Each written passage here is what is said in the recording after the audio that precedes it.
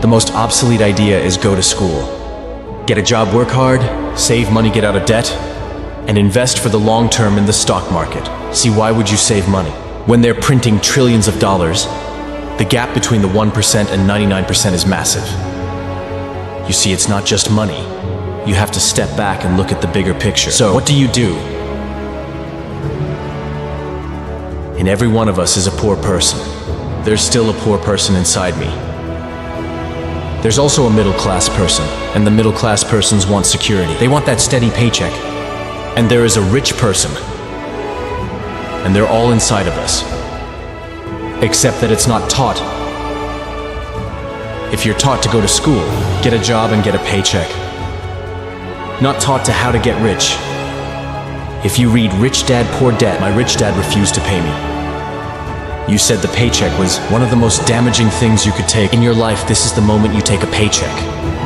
You're an employee, and that's the mindset. So, my rich dad never paid me. I drove my poor dad. You government employee nuts. You gotta pay people. You gotta pay people. And rich dad was not saying that the paycheck was bad.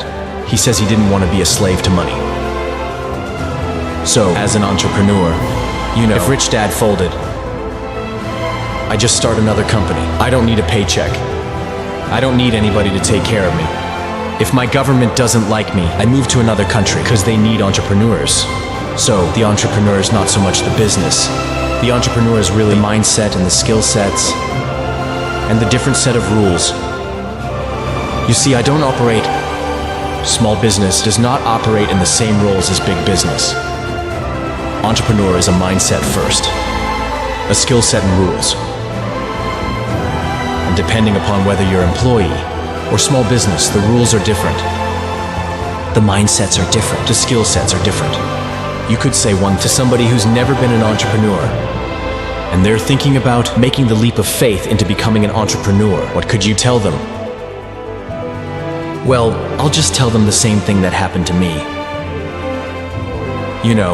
My last paycheck, I still remember it clearly. It was one of the worst and the best days of my life. And I was in Puerto Rico. I was working for Xerox, and my boss gave me my last. It wasn't a paycheck, it was a bonus check. I think it was about 30,000 bucks taxable. It's only problem with that. So I got this check and I went, holy mac. Yeah, so I was excited, but I was also disturbed. And so this other guy comes up to me. His name was John, and John says to me, he says, "You're gonna be back." I said, "Why?" He says, "'Cause you're gonna fail." I looked at him, I said, "Look." Few expletive words, because that's what he did. He left Xerox, failed, and came back. I said, "Look. You fail and you came back. But I'm gonna fail and I'm never coming back." And that's the attitude, dude. Yeah. If you say, well, if I fail, I'll go back to mommy and daddy, then that's what you'll do. So, if you fail, that's when I became an entrepreneur, because I had no money. I had no money for years. Yeah, I didn't have a paycheck. But that's what my rich dad encouraged me to do, is when you don't have this paycheck, you get hungrier, smarter, and use a test of your character. Will you become a crook? Will you become dishonest? Will you cheat and steal? Or will you become a better human being? So, really, that's the benefit of becoming an entrepreneur. You really find out who you are when you don't have anything. You always have to look at the big picture. Too many people look at, well, what's gonna happen to me? When you look at the big picture, you're also gonna know that when something bad happens, something good's gonna happen. But you gotta prepare for whatever is coming. If you think next 20 years will be like the last 20 years, you got creamed. You and I go to the supermarket, we buy a carton of milk. Well, let's check for the expiration date. But most people do not check for the expiration date on their brains. Instead of get out of debt. I get into debt. Yeah, I just refinanced $300 million in debt. I went from 5% to 2% and a 2% interest. I made a fortune every month. More money comes in because my cost of money has gone down.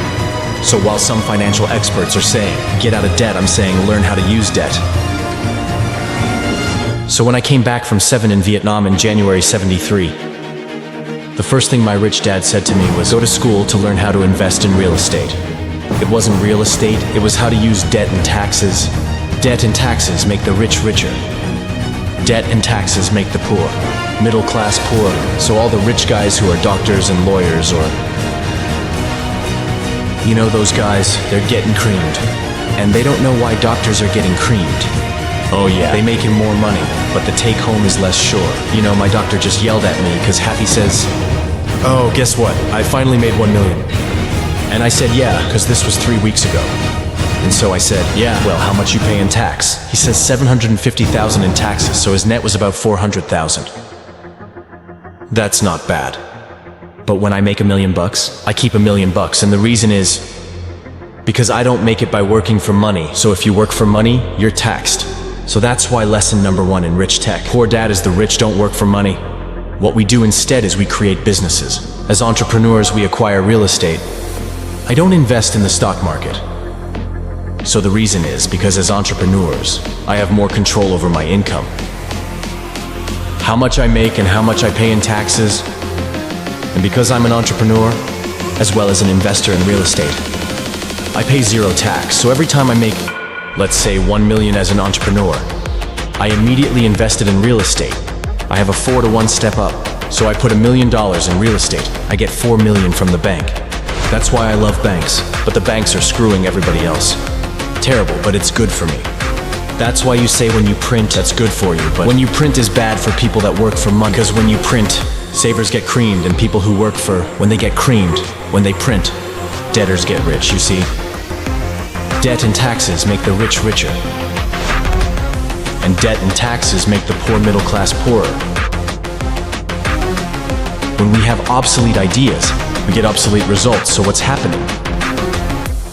For most people, the idea of going to school, getting a job, working hard, saving money, getting out of debt, buying your house because it's an asset, investing for a long term is obsolete.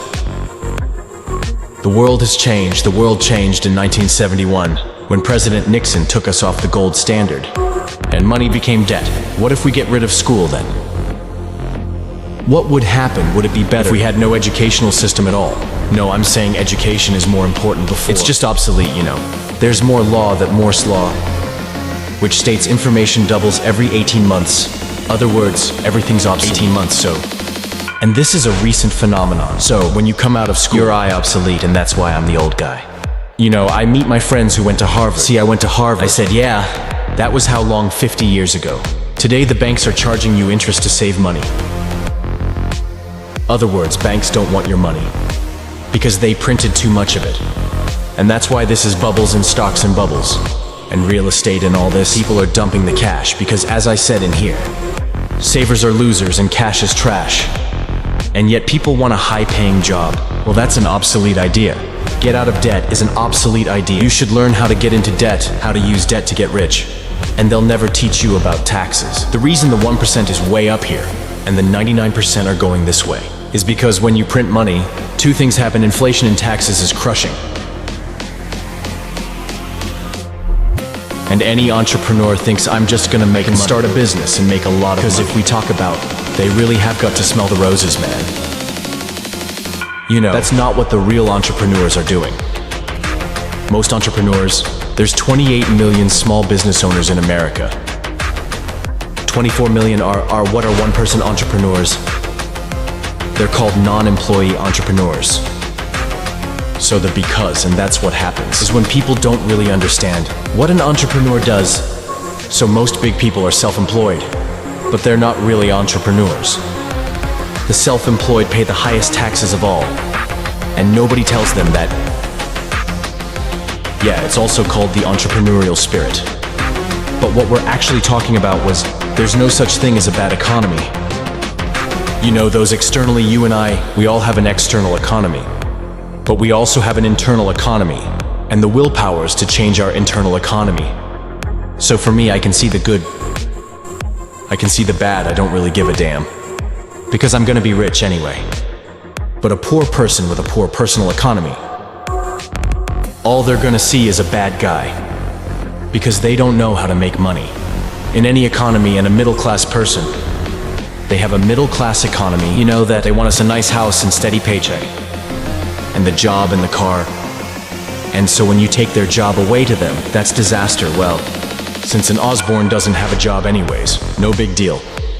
So all I'm saying to people is, what Bucky Fuller taught me, it's always two sides, you know? I mean, you know, to use plural at minimum two. So if you think the economy is bad, it's because your economy is bad. If you think that steady, employment is important, then you'll see an economy without jobs. Your economy versus the external economy, where you control versus where I can control it. It's called an internal focus versus an external focus. So the real entrepreneur has an internal focus. That if they fall down, they say, oh, this is good because I'm going to go up higher. The average person will fall down. So I'm going to take some Prozac or somebody has a mistakes. All the mistakes don't matter. Mistakes matter means you didn't know something. But a real entrepreneur with the weather, they fall down, they go there, always can go up. They can stand back up and go higher, and no matter what happens to them, they get stronger and better and smarter and happier. But a person with a weak internal mindset is that they're so afraid of what happens. It generally happens like, people are afraid of losing their jobs. They generally lose their jobs. I mean, yeah, so you can control your So the entrepreneur first job is control inside here, not outside there. The moment you take that paycheck, you're an employee. You gotta be stronger than that. It's about inside control.